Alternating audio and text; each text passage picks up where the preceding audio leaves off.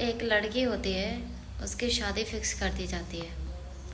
जब उसकी शादी फिक्स करी जाती है तो ना तो लड़का शराब पीता है, ना लड़का आवारा होता है, घर वालों का कहना मानता है, बहुत ही शरीफ और सज्जन होता है। आप जब 50-60 लाख रुपए खर्च करके लड़की वाले शादी कर देते हैं उस लड़के की, तो शादी के 2-3 महीने तक तो सब ठीक रहता है, लेकिन शादी के 2-3 महीने बाद वही लड़का शराब भी पीने लग जाता है, जो कि शादी से पहले शरीफ था। ये बात सबको पता होगी, लेकिन बताते सब ये हैं कि वो शरीफ था। उसके बाद में वो घर वालों की बात भी नहीं मानता है।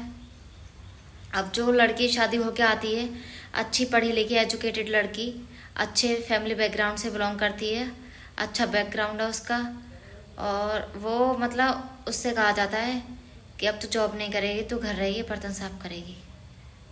मतलब उसको एक घरेलू नौकर बनाया जाता है। अब उससे कहा जाता है तू यहीं रहेगी। और जब लड़की अपने लिए स्टैंड लेती है तो लड़का बोलता है अपने घर जा। उसमें इन्वॉल्व उसके माँ बाप भी होते हैं, मतलब सास ससुर, और जो फैमिली के मेंबर्स होते हैं वो भी होते हैं, जो ये बोलते हैं कि ना आके हम इन्वॉल्व नहीं होते यार, ये वो सबसे पहले इन्वॉल्व होते हैं। और फिर वो ये पल्ला झाड़ देते हैं हमारा लड़का हमारी बात नहीं मानता। तो फिर शादी से पहले आपका लड़का आपकी बात कैसे मानता था, जब आपने ये कहा था दारू भी नहीं पीता, इतना शरीफ है कि पूरे गांव में नहीं होगा, हमारा आज्ञाकारी बेटा है, आज्ञाकारी पुत्र। फिर उसके बाद में वो लड़की की मेंटली जद्दोजहद शुरू हो जाती है। वो लड़की अपने मायके आती है तो मायके वाले ये कहते हैं बेटा एडजस्ट कर ले।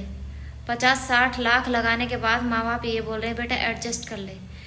तो इसमें मेंटल पीस किसी की नहीं जाती, मेंटल पीस लड़की की जाती है। अगर वहाँ जाए तो वो ठीक नहीं है, अगर वो अपने लिए स्टैंड ले, सास ससुर सारे मिले हुए हैं, हस्बैंड तक, और इधर आए तो माँ बाप ये बोलते हैं बेटा एडजस्ट कर ले। तो हर तरीके से लड़की फंस जाती है इस चीज़ में। अब वो सोचते हैं क्या करें। तो ये कहानी का मतलब सुनाने का मेरा ये मतलब है कि जब आप 50-60 लाख रुपए अपनी लड़की की शादी में लगाते हो तो इसके लिए एक प्लॉट भी खरीद के दे सकते हो उसी पैसे में से, या उसकी मतलब कुछ उसमें से आधा पैसा उसके लिए फिक्स डिपॉजिट कर देते तो हो सकता है ये चीज़ें उसके साथ ना होती। क्योंकि कुछ लोगों को पैसे का लालच होता है, तो उसके पास पैसा होता तो वो नहीं करते ये चीज़ें।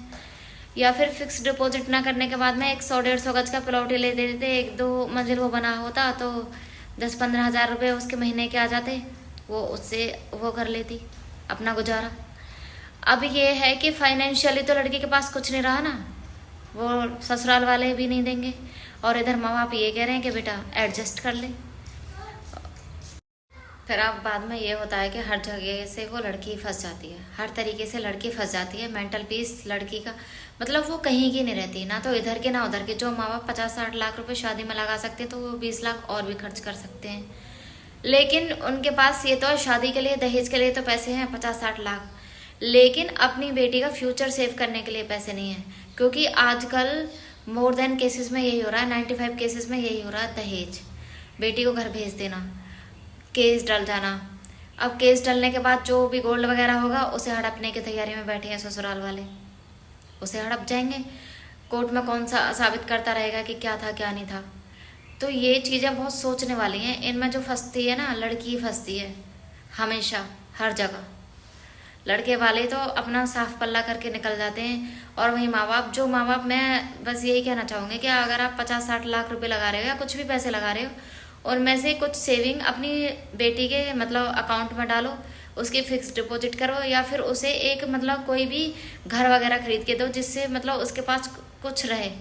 आने वाले फ्यूचर में वो बिल्कुल एकदम खाली, एकदम ऐसे ना रहे कि मतलब उसे दर दर की ठोकर खानी पड़े।